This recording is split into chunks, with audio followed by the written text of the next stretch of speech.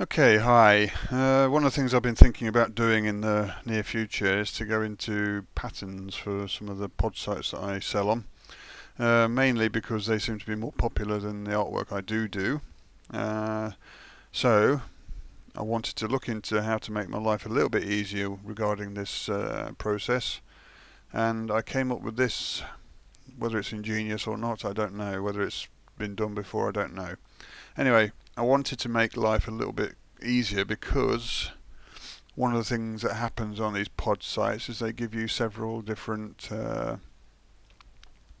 templates to work on. Let me just open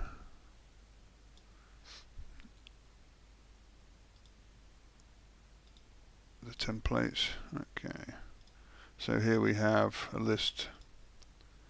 These are basically all the templates that I have managed to figure out that will fit on most of the pod sites requirements on different sites, whether it's Redbubble, Society6, Artocracy, you name it, Hello, Sunday, anything that you want. I think there's 31 different templates. Now it takes time to do those, especially if it's a repeat pattern or even if it's just a normal image, because they all have to be different sizes. You have to move your images around to make them fit. So what I wanted to do is to make a system that I could just put it on one piece of artwork and it would then basically do the rest for me. And so what I've created is this. It's a repeat pattern. What's the best way of putting it? It's a repeat pattern file that's basically saved out as what's known as a Photoshop large format file, or a PSB for short instead of PSD. What I've done with this is then I've linked it to all these templates. You can see them at the top of the screen here. And all I need to do, actually I'm going to open one just to show you an example. See one that will open quickly. There you go. This is something I did earlier. This is a repeat pattern. Now the reason you may have to think about doing each template separately is if I look at this, that looks okay with the size of the repeat for basically a travel mug. Okay, if I did the same size items on a tapestry for Redbubble, they would be a lot smaller than what you can see here. So that's not very good. So what you have to do is resize these accordingly for each template to make them look suitable for the actual template they've been sitting on. So what I've done is, as I said, I've created this piece of artwork, and I'm going to show you how it works. You notice I've put all the guides up, some information as well. You don't need to have R for this. Let me see, hide. Right. You see, what we have here is two folders, green and blue. The top one is for the center piece, which is basically this, and with the guide. These are the guides at the moment. The bottom one has 4 elements in it, even though you only need to use one, and that's for the corners. You can't see what's happening basically because it's all in one big thing. So what I'm going to do is I'm going to click on this one. It'll open it up. There you go. I'm going to go back again and click on the top one of the 4, because these are 4 that are repeated. You don't need to do all of them, which will open this. Okay, and as you see, all it is basically an empty document with guides and this safe area and a little bit of instruction. Now I've done all these as 1000 by 1000, so the quality of your artwork can stay relatively good. And also on the center one, I've put the guides in there, but this is only saying this because for the center section, which is not always necessary, and I'll show you that in a minute, you need to keep in the central area if possible. Try to avoid the edges. Okay, so that's important. So what I'm going to do is I'm going to go to the external. I'm going to move that next to the main. Okay, this is the main one. Okay, and this is the corner repeat. These have all been saved out as PSB files as well, large format files, but these have been embedded into the main file. I'll show you how this works. Now let's just say, for instance, you're wanting to do a simple repeat pattern. Okay, Now what I'm going to do is hide the guides. I'll just, for the sake of this experiment, I'm just going to do some mess basically. I'm not going to make a proper repeat pattern. What I'm going to do is just find a simple brush. Okay, simple brush. Let's just use that one. Okay, I'm going to get a colour. No, I'm going to make it black, just to make it even easier. Now, as I said, with this one, you need to try and keep away from the edges. Okay, so the best thing to do is try to keep it in the centre. And I'm just going to make some silly little marks, making sure, I'll have to start that again, making sure that I've got it on. Obviously these are preferential, you can change these accordingly. I just want to see the effects of what's going to happen if I do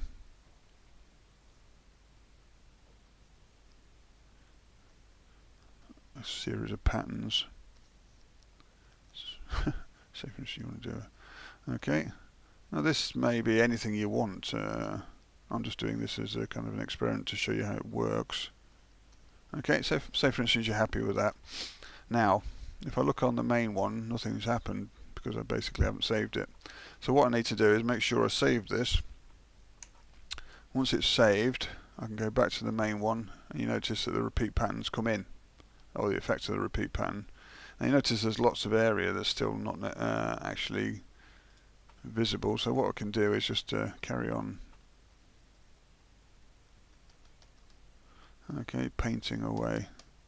Keeping away from the edge. Never ever go over the edge with this, else it's going to create a big issue. Okay, so for instance you're happy with that as a repeat pattern.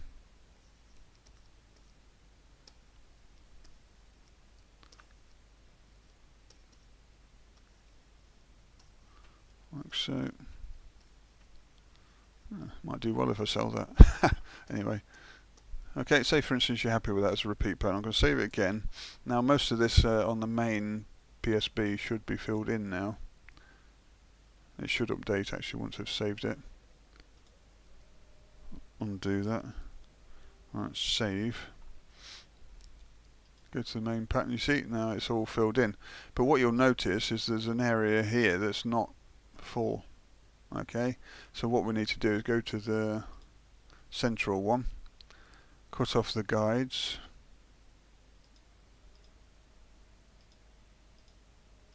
Like so.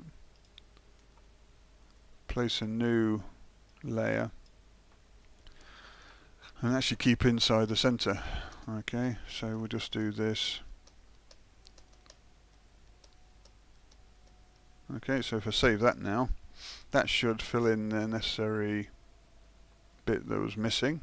Okay, and there you basically have a repeat pattern. Now, you'll notice it's got a nice purple colour. Maybe you'll want to have a different colour in the background, so you may want a solid colour. I don't think you can do a gradient, so it's going to create a big problem with repeating. So if you wanted a solid colour, or you got your image against white or even transparency, I've made it so that there's a smart object here, so you can have it transparent for PNG files.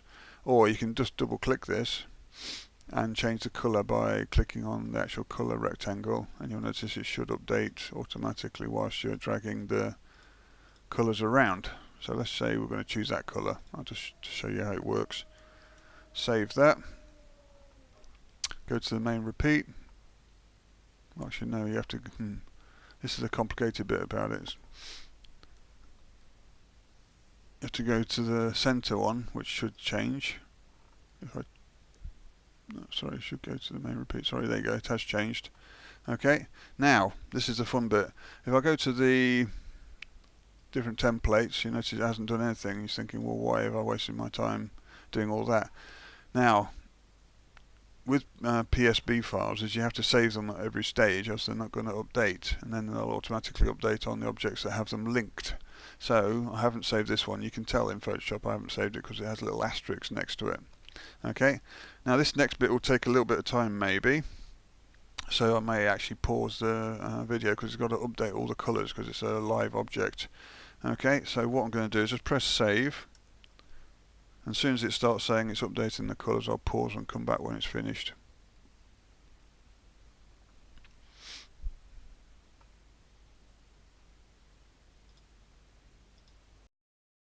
So the process basically takes 3 to 5 minutes to do all the updating of the colours.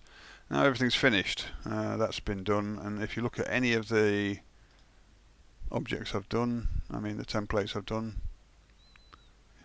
it updates it and you've got a repeat pattern. Okay, let's try the tapestry, Redbubble tapestry I looked at earlier. That's a Redbubble tapestry. Everything's basically a repeat of this. Okay,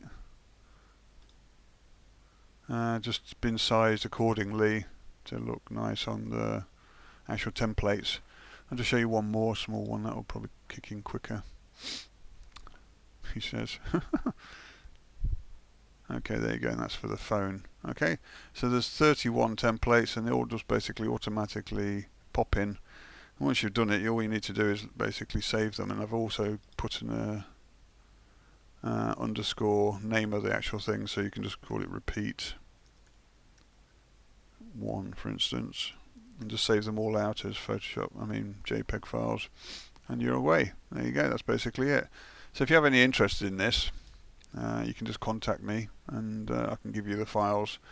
I'm not sure if you wanted all the templates open, if you needed to have a lot of RAM, but basically it works on my iMac, which has got 16 gigabytes in Photoshop CC 2017, as you can see.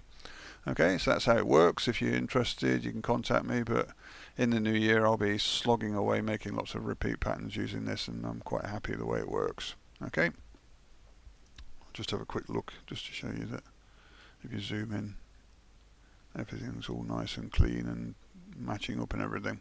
Okay, so if you're interested, contact me.